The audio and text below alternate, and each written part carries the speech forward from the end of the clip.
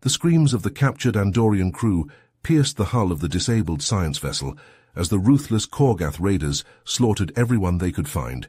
Jackson's daughter Lyra cowered in the reactor room, frantically trying to boost an illegal distress signal to anyone who might listen, even the despised humans. The tavern on the Andorian homeworld stank of stale booze and defeat. Two battle-scarred veterans, Jackson and Zorax, huddled in the dimmest corner, whispering urgently. "The damned politicians on the High Command. I begged them, Zorax. Those Korgath bastards butchered Lyra's crewmates, probably torturing her right now in some filthy raider camp." Jackson pounded his prosthetic fist on the grimy table, servos whining.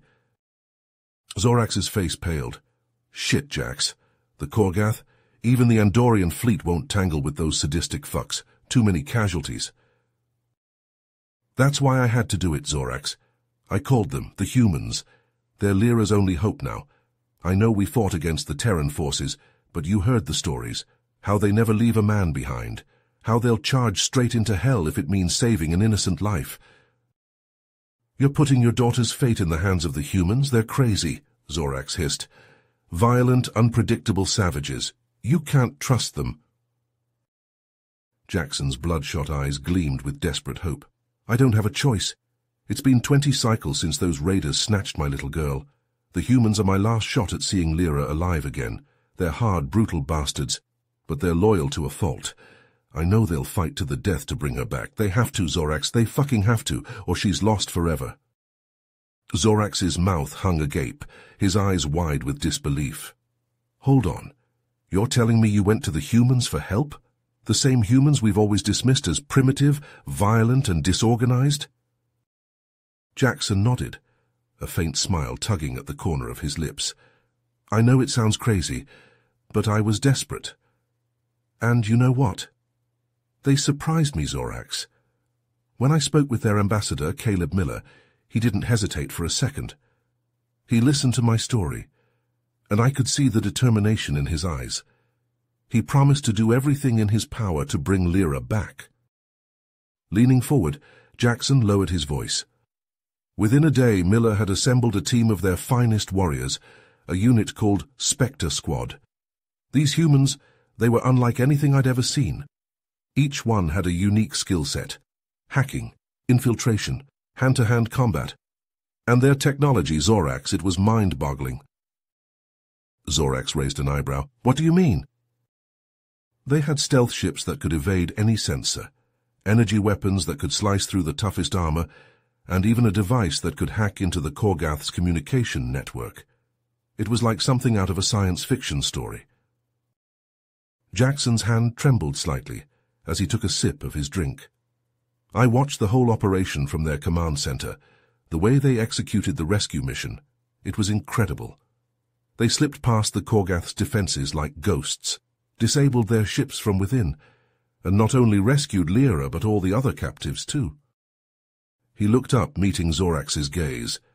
"And you know what the most astonishing part was? They did it all without a single casualty on their side, not one." Zorax shook his head in disbelief. "I can't believe it. The humans not only rescued your daughter and the other captives, but they also captured a Korgath navigator and convinced him to defect. How the hell did they manage that?" Jackson leaned back in his chair, a wry smile on his face. "You know how the Korgath treat their own people, Zorax. They rule through fear and intimidation. I guess the navigator saw a chance for a better life with the humans. They offered him asylum and protection in exchange for his cooperation, and it worked. But still, to have the location of the Korgath base and a detailed map of its defenses within hours, that's just incredible." Zorax took a long swig of his drink, trying to wrap his head around the humans' capabilities. Jackson nodded. "And that's not even the most impressive part. When they returned with the rescued captives, Ambassador Miller didn't gloat or demand payment. He just shook my hand and said, 'We're glad we could help. No one should have to lose a child to those bastards.'" "They didn't ask for anything in return?" Zorax asked, his eyes wide with surprise. "No, quite the opposite. Miller offered to share some of their technology with us, to help us defend against future attacks. Can you believe that? They had every right to keep their secrets, but instead, they chose to help us, to make us stronger. Zorax leaned forward, his voice low. You know, Jackson, I've always thought of humans as violent and unpredictable. But this changes everything. They're not just brutal warriors, they're also compassionate and selfless. They went above and beyond to help us, even though they had no obligation to do so. Jackson nodded, a newfound respect for the humans evident in his eyes. I think we've underestimated them, Zorax. Their strength doesn't just lie in their technology or their fighting skills.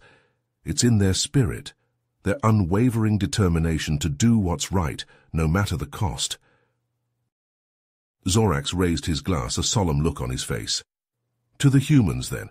May we never again make the mistake of dismissing them as mere savages. They've proven themselves to be true allies, and I, for one, am grateful for their help. Jackson clinked his glass against Zorax's, a smile spreading across his face. To the humans, indeed, and to a future where our species can work together, learning from each other and growing stronger as a result. As they drank, Jackson couldn't help but feel a sense of hope for the future. The humans had not only saved his daughter, but also opened his eyes to the possibility of a new era of cooperation and understanding between their species. It was a future he looked forward to, one where the Andorians and the humans could stand side by side, united in their fight against the evils of the galaxy. You know, Jackson said, setting down his empty glass, I think I'm going to pay Ambassador Miller a visit tomorrow. I want to thank him personally for everything he and his team have done, and maybe, just maybe, we can start discussing ways to work together more closely in the future. Zorax nodded, a glimmer of excitement in his eyes. Count me in, Jax. I think it's time we start building some bridges with the humans. Who knows what we might achieve together? Zorax's eyes widened as he listened to Jackson's revelation. A traitor within our own government? How could we have been so blind? He shook his head in disbelief. And to think, it took the humans to expose the truth. Jackson nodded solemnly. Ambassador Miller confronted the traitor directly. He had evidence of their dealings with the Korgath, communications, financial transactions, everything. The traitor tried to deny it at first, but Miller was relentless. He laid out the facts one by one until there was no room for doubt. I can't even imagine the chaos that must have followed, Zorax said, his voice low. Our people have always trusted in the strength of our leadership. To learn that they had been betrayed from within. It was a nightmare, Jackson confirmed. Riots broke out in the streets. People were demanding answers, calling for blood. The High Command tried to maintain order, but it was too late. The damage had been done. Within days, the Andorian Empire had crumbled. Zorax's shoulders slumped as he considered the magnitude of their loss. And what of the traitor? Did they face justice for their crimes? Jackson's grip tightened on his empty glass. No, in the chaos of the collapse they managed to slip away, disappeared into the shadows like the coward they are. I've spent every waking moment since then trying to track them down, but it's like they've vanished into thin air. And our people?